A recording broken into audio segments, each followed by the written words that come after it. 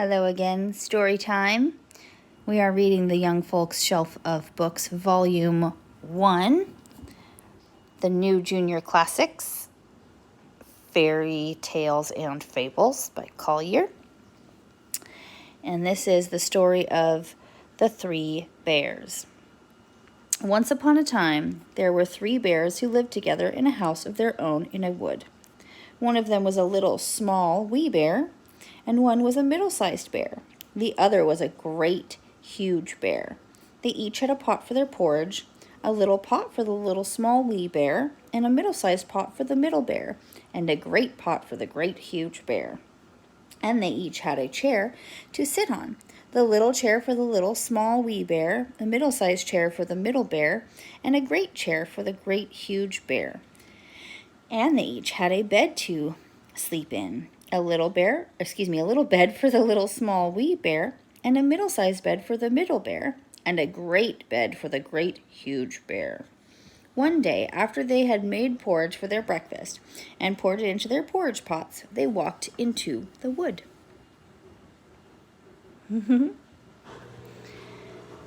While the porridge was cooling, that they might not burn their mouths by beginning too soon to eat it. And while they were walking, a little girl called Goldenlocks came to the house. First she looked in at the window, then she peeped in at the keyhole, and seeing nobody in the house, she turned the handle of the door. The door was not fastened because the bears were good bears who did nobody any harm and never suspected that anybody would harm them. So Goldenlocks opened the door and went in.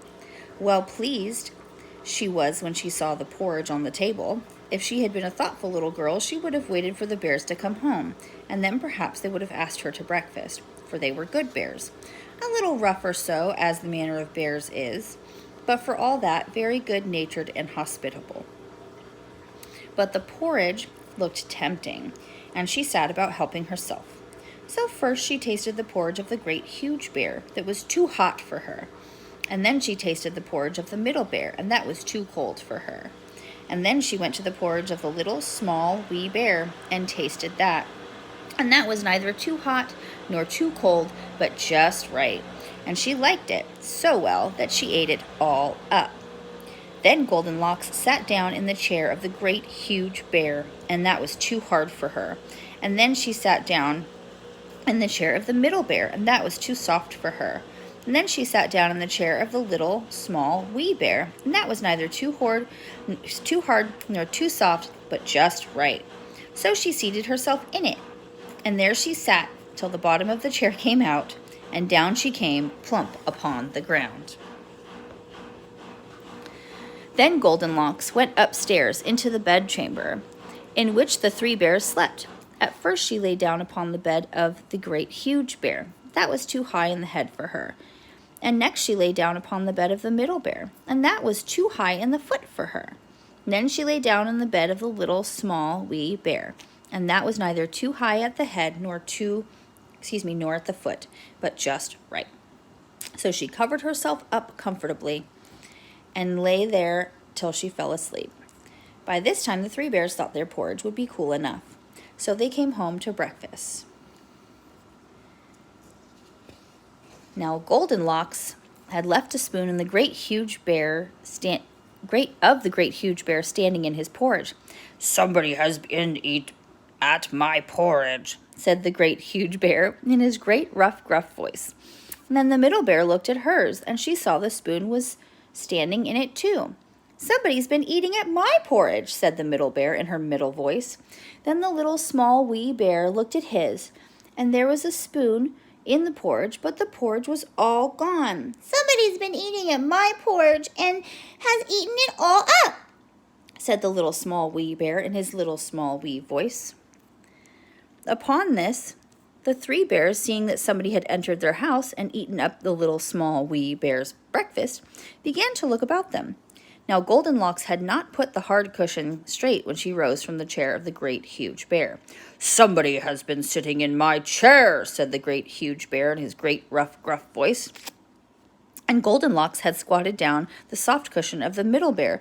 "Somebody has been sitting in my chair," said the middle bear in her middle voice.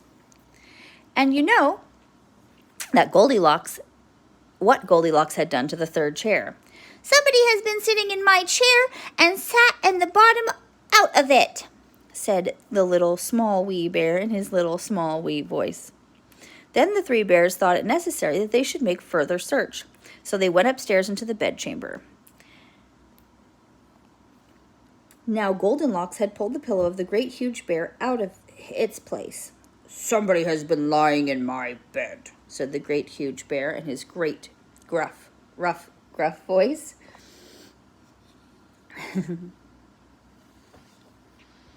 And Goldenlocks had pulled the bolster of the middle bear out of its place.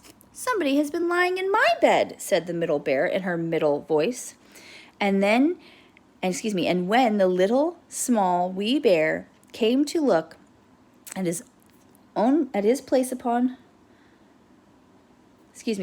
his bed, there was a bolster in its place, and the pillow in its place upon the bolster. And upon the pillow was the head of Goldenlocks, which was not in its place, for she had no business there. "Somebody has been lying in my bed, and here she is," said the little small wee bear in his little small wee voice. Goldenlocks had heard in her sleep the great gruff voice of the great huge bear and the middle voice of the middle bear, but it was only as if she heard someone speaking in a dream. But when she heard the little small wee voice of the little small wee bear, it was so sharp, so shrill, that it awakened her at once. Up she started, and when she saw the three bears on the side of the bed, she tumbled herself out at the other, and ran to the window. Now the window was open because the bears, like good tidy bears that they were, always opened their bedchamber window when they got up in the morning. Out Goldilocks jumped and ran away as fast as she could run, never looking behind her. And what happened to her afterwards I cannot tell, but the three bears never saw anything more of her. Awesome. That was fun. Thanks for listening.